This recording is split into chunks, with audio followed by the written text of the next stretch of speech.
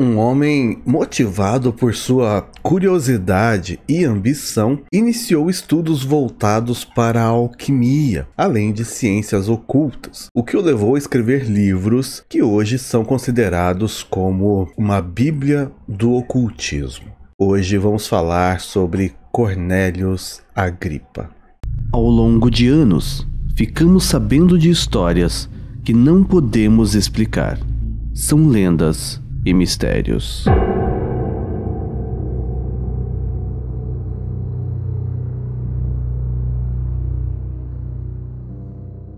Esse roteiro é baseado em artigos sobre o mesmo assunto. Desde já pedimos a sua interação com o nosso conteúdo, pode ser através de um like e também de um comentário, onde você fala se já conhecia a história, um detalhe que eu não comentar, ou sugere também novos temas para trazermos ao canal. Esses temas são considerados para futuros vídeos. Se quiser ajudar ainda mais, você pode se tornar membro. Dependendo do nível que você se torna membro, o seu nome aparece no vídeo durante algum momento e você tem acesso antecipado ao nosso conteúdo. Existe também a ferramenta Valeu, onde você escolhe um valor e colabora com o canal quantas vezes quiser. E se estiver disponível para você, você pode usar o Hypar, que ajuda com que esse vídeo seja visto por mais gente no YouTube. Sobre a história de hoje, Heinrich Cornelius Agrippa von Nettesheim nasceu em setembro de 1486, na cidade de Colônia, localizada em Renânia do Norte-Westfália, na Alemanha. Ele nasceu em uma família nobre que servia a Casa Real da Áustria já há muitas gerações. Quando ele nasceu, o pai dele servia ao imperador Frederico III, e por isso, desde muito cedo, o sonho dele era continuar a tradição da sua família e servir também a família imperial. Devido à sua condição financeira, ele recebeu então a melhor educação possível, estudando nas escolas mais prestigiadas. Desde muito cedo foi notado que ele demonstrava ser dono de um intelecto acima do esperado, além de ter um talento nato para aprender línguas diferentes, graças à sua extraordinária memória. Ao todo, ele chegou a falar 8 idiomas. Ele chamou também a atenção, ainda muito novo, ao se negar a falar também outra língua que não fosse o latim. Em 1499, ele ingressou aos 13 anos na Universidade de Colônia para o curso de artes, onde ele recebeu o título de mestrado em 1502, aos 16 anos. Ele também iniciou cursos universitários na área de medicina e direito, mas ele não chegou a concluir esses cursos. Em 1503, aos 17 anos, Cornélius passou a se apresentar somente como Cornélius Agrippa, uma abreviação do seu nome completo, sendo esse o nome profissional que ele assumiu e o nome pelo qual ele ficou conhecido. O Cornélius foi descrito como um homem carismático, que gostava de desafios e desde sempre tinha uma inclinação para questionar as autoridades religiosas e intelectuais da sua época, o que frequentemente o colocava em situações controversas. Além disso, ele também tinha muito interesse nos mistérios por trás do ocultismo, mesmo sabendo que isso era algo perigoso para a época, porque ele tinha grande risco de ser perseguido pela igreja por isso. Em meados de 1506, quando tinha 19 anos, enquanto estava em Paris, ele juntou alguns rapazes e eles fundaram uma irmandade secreta. Ela era dedicada ao estudo da astrologia, magia e cabala, áreas das quais o Cornélius tinha mais interesse. Ele defendia que esses tópicos eram essenciais para compreender o universo e a relação entre o homem e o divino. Esse grupo era formado por jovens que eram igualmente fascinados pelo misticismo e pelas conexões entre a filosofia e a neoplatônica, hermética e as tradições cristãs. Embora não se saiba com precisão a estrutura ou quais eram os membros dessa sociedade, especula-se que as suas reuniões tinham um caráter mais reservado, refletindo as preocupações da época sobre as consequências de práticas esotéricas. Algumas pessoas eram julgadas e presas, pois tudo que era envolvido com o que se considerava magia era associado ao diabo, e havia até mesmo outras pessoas que eram caçadas por serem consideradas bruxas ou bruxos. Então, exatamente por essas preocupações, essa sociedade se mantinha secreta a fim de conseguirem estudar e pesquisar sobre todos os assuntos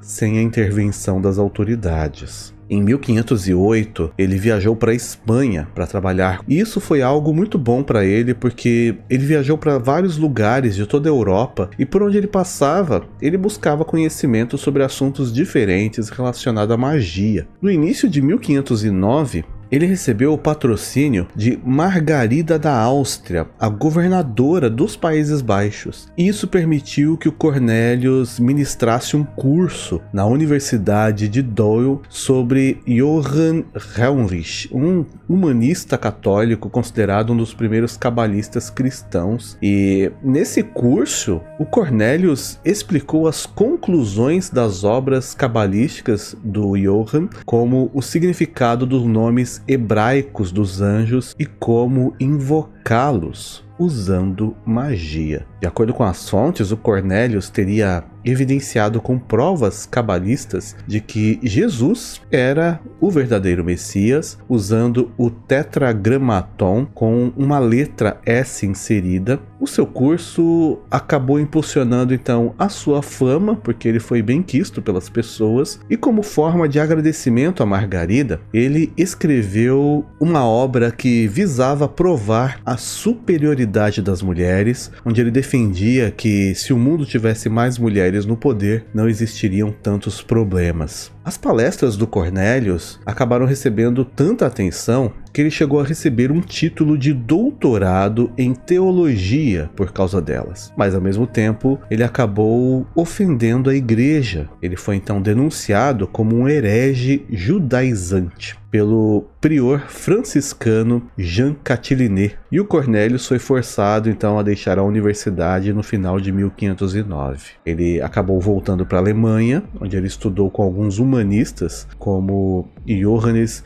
Trithemius, um abade católico considerado uma referência no desenvolvimento do ocultismo moderno, e ele também foi inventor da escrita Trithemius, que anos mais tarde foi usada por outras sociedades como a Rosa Cruz, que nessa época ainda não existia. Em abril de 1510, ele começou a escrever o rascunho do que se tornaria a sua obra de oculta filosofia, ou sobre a filosofia oculta. E o Johannes recomendou que ele mantivesse os seus estudos em segredo para evitar novos problemas. Quando foi em 1511, o Cornelius foi convidado para servir como diplomata e capitão no exército do imperador Maximiliano I do Sacro Império Romano Germânico, e foi concedido a ele o título de Cavaleiro da Ordem de São Jorge e Cavaleiro do Tozão de Ouro. O Cornelius foi designado como secretário da Corte Imperial, o que lhe proporcionou acesso a círculos de pessoas influentes e oportunidades para expandir o seu conhecimento em direito e política. E ao longo da sua vida, por onde ele passava, ele buscava então agregar mais conhecimento sobre ciência oculta, alquimia e magia, e enquanto estava servindo ao imperador como secretário da Corte Imperial, ele aproveitou as suas viagens para aprofundar suas investigações nos campos da teologia e do ocultismo. O Maximiliano também era um homem interessado na magia, e por isso ele acabou se aproximando de todo o conhecimento que o Cornelius tinha, inclusive apoiava as suas pesquisas. A A sociedade secreta do Cornélios acabou então crescendo com o passar do tempo, e todos eram homens atraídos pelo seu entusiasmo e pelo mistério da magia ligada à religião. Os membros dessa irmandade acabaram se espalhando por toda a Europa e fundaram associações correspondentes ao que o Cornélios pregava, e essas associações eram chamadas de capítulos, que eram voltadas para o estudo de ciências proibidas. O impacto da palavra e conhecimento do Cornélios foi considerado muito significativo para o desenvolvimento de traduções ocultistas. Inclusive, um desses grupos, desses chamados capítulos da sua irmandade, se tornou a Fraternidade Rosa Cruz. Ao longo da sua vida, o Cornélios escreveu diversas obras, mas deles 3 são considerados os mais importantes, conhecidos como os 3 livros sobre filosofia oculta, divididos em 3 volumes. Para alguns, eles são considerados a Bíblia do ocultismo. Trazendo assim um pequeno resumo das obras de maneira bem simplificada, o Cornélios descreveu o universo como dividido em 3 mundos interligados: o mundo elemental, o mundo celestial e o mundo intelectual ou supracelestial. Essa ideia foi detalhada na sua obra de Oculta Filosofia, onde ele articulava sobre a estrutura cósmica e as forças que conectavam esses domínios. Cada mundo para ele representava um nível de existência e influência. O mundo elemental seria o nível mais próximo do humano e engloba os elementos físicos como terra, água, ar e fogo, onde também se concentram as forças da natureza e as interações materiais. E o Cornélios acreditava que os magos poderiam acessar as virtudes desse mundo por meio de alquimia, medicina e manipulação de elementos naturais. Já o mundo celestial abrange as forças astrológicas e os corpos celestes. Nele, os planetas, estrelas e as suas influências astrológicas têm impacto direto sobre o mundo elemental. Para o Cornélios, o entendimento das constelações e das suas relações simbólicas eram essenciais para acessar as energias superiores e compreender leis da harmonia universal. E também tinha o mundo intelectual ou supracelestial, que seria o nível mais elevado, onde residem as inteligências angélicas e as forças divinas. E esse mundo conecta diretamente com o divino e com a causa primeira de todas as coisas. Ele via esse mundo como fonte das verdades supremas e da sabedoria espiritual, e acreditava que através de práticas místicas e cerimônias sagradas era possível estabelecer conexões com essa dimensão. E também menciona que a mente humana é um espelho da eternidade e a alma do homem ascende à natureza divina, e só assim ele conseguia praticar milagres. Para ele, todos esses mundos estão ligados e seguem uma hierarquia e a virtude e a vontade de um Criador, que era realizada através dos anjos que habitam no mundo supraceleste e que se conectavam com os outros mundos através dos elementos naturais. De maneira resumida, o Cornélios ele acreditava que o ser humano podia se conectar diretamente com deuses e seres celestiais, mas para isso eles primeiro tinham que ficarem limpos, limpando primeiro a sua mente e o corpo, e depois manter limpo tudo aquilo que é ligado ao corpo, como roupas, habitação, recipientes e sacrifícios. Nas suas obras, ele também ensina como reunir em um sistema teórico e prático a astrologia, cabala, teologia, magias de invocação, angeologia, magias com amuletos e talismãs, além de defender a magia sagrada. Ele mostra também sistema de abertura de chaves para serem utilizados de maneira prática. De acordo com as fontes, esses livros eram para serem utilizados contra feiticeiros e encantadores, pois o Cornélios acreditava que a magia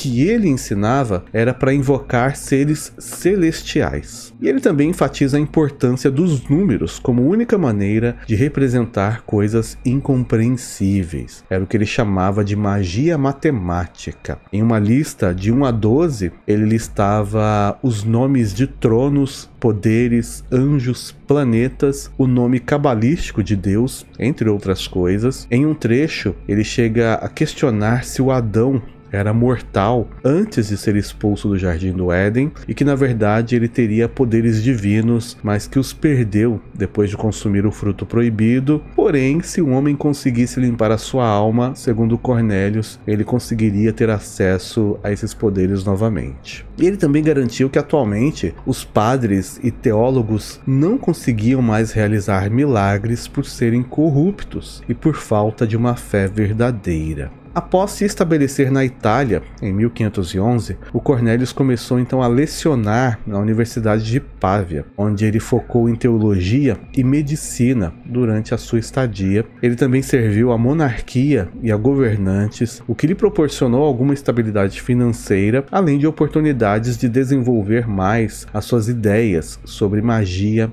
e filosofia hermética. Por volta de 1515, ele foi associado ao movimento humanista, promovendo ideias de renovação espiritual e intelectual que o levaram a atrair tanto admiradores quanto opositores. E esse período foi crucial para o aprofundamento do seu estudo sobre cabala e ciências ocultas. No entanto, as suas ideias frequentemente entravam em conflito com autoridades religiosas, que viam seu trabalho como algo vindo de um herege. Mas a cidade acabou sendo atacada pelo exército francês. O Cornélios teve que fugir, deixando para trás tudo que ele tinha, perdeu tudo, levando consigo só sua esposa. Em 1518, após passar por uma série de controvérsias, o Cornélios então retornou à Alemanha. Ele aceitou brevemente um cargo como defensor público da cidade de Metz e foi colocado para defender uma mulher acusada de bruxaria. Ele conseguiu achar brechas e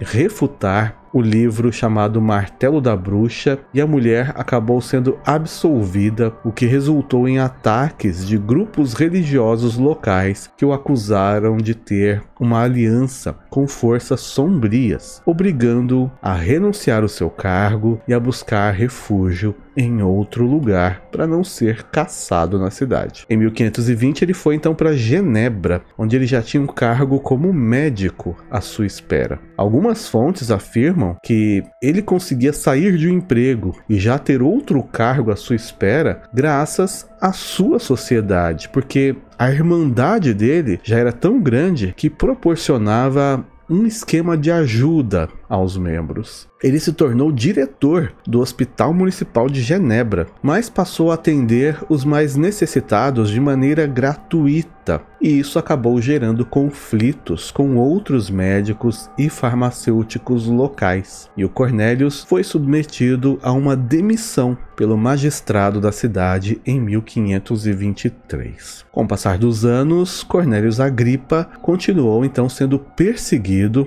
pela Inquisição, muitas vezes acusado até mesmo de ser um espião, mas ele nunca deixou de buscar conhecimento e nem parou de estudar sobre o ocultismo e magia voltadas para o cristianismo. Ele acreditava que se tudo o que vive no planeta é vivo, o mundo também era um ser vivo e tinha uma alma, e ele usaria a sua vida para melhorar o mundo da menor maneira possível. No final da sua vida, o Cornélios se mudou diversas vezes, tanto que ele nunca conseguiu estabelecer uma residência fixa, e também mudou várias vezes de cargo, que iam desde médico a bibliotecário, e por causa dos seus livros e das suas palestras, ele foi multado, preso e solto em várias ocasiões. Ao todo, ele se casou 3 vezes e teve mais 10 filhos. Ele sempre defendeu que o mundo era corrupto porque não era liderado por mulheres, e que se elas fossem líderes, tanto religiosas quanto no governo, o mundo seria melhor porque elas teriam olhos espirituais matriarcais. Cornélios Agripa acabou vivendo até 18 de fevereiro de 1535. Sua última residência foi na França e ele estava em circunstâncias marcadas por dificuldades financeiras e as controvérsias que haviam perseguido a sua vida toda. Nos anos finais, o Cornélios enfrentou acusações de heresia devido às suas ideias e escritos, principalmente por sua abordagem crítica ao conhecimento científico e à religião tradicional. Ele também sofria perseguições por parte da Igreja Católica e outros opositores políticos e intelectuais. Pouco antes de falecer, ele renunciou e rejeitou todas as suas práticas envolvendo magia e reafirmou que a sua fé era cristã. Entretanto, alguns afirmam que ele nunca de fato rejeitou em sua totalidade as suas práticas, que ele fez isso, na verdade, para tentar se salvar. Até hoje, os livros escritos por Cornélios Agripa incorporam elementos filosóficos, metafísicos, aristotélicos e ontológicos, além de outros, e são considerados importantes, de grande impacto e influentes para o surgimento de movimentos herméticos, sociedades secretas e outras fraternidades. O nome, Cornélios Agripa, é considerado para muitos como um sinônimo de magia angelical, cabala cristã e estudos de tradições antigas. Claro que esse é só um resumo sobre a vida e a obra de Cornélios Agripa. Obrigado por assistir até aqui, por enquanto é só e até mais.